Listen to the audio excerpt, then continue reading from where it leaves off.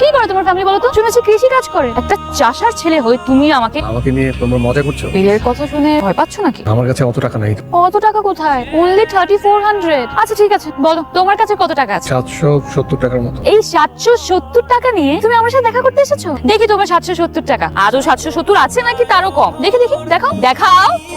এবার বলো, এখন তোমার মনে হচ্ছে তুমি আমার সাথে প্রেম করার যোগ্যতা রাখো? আমার ফ্যামিলি ব্যাকগ্রাউন্ডের কথা জানো? জি জানি। জেনে শুনে 770 টাকা নিয়ে তুমি আমার সাথে প্রেম করতে এসেছো? স্বপ্নটা একটু বড় হয়ে যায়নি? আমি প্রেম করতে চাইনি, আমি শুধু বলেছি ভালোবাসি। I am sorry, my mistake. ভালোবাসা, প্রেম না। তবে এই ব্লেজারটা আগে তো কখনো দেখিনি। তোমার তো?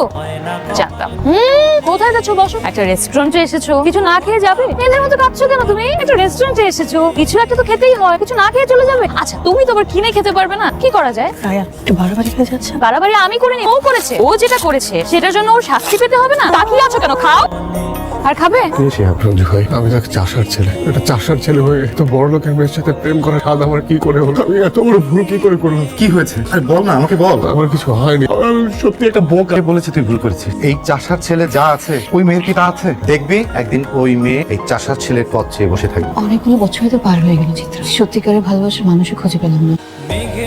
আমাকে চিনতে পারছো তো? চিনতে পারবো না কেন? Shihab, I am sorry. তুমি জানতাম এতটুকু বলার জন্য এসেছো। এই কয়টা বছর একটা জিনিস আমি ভালোভাবে বুঝেছি, সবাই ভালোবাসতে জানে না। আর কিছু? আমাকে কি এখনো আগের মতোই ঘৃণা করো? আমাকে নেবে তোমার সঙ্গে? বিশ্বাস করো, আমি কিন্তু আগের সেই মেয়েটা নই। আমি একদম বদলে গেছি। আগেও সিনক্রেট করেছো, আজকেও সিনক্রেটই করছো। আমার না প্রতিদিন নাটকের চরিত্রতে ভালো লাগে না। আমার হাতে সময় নেই। আসি।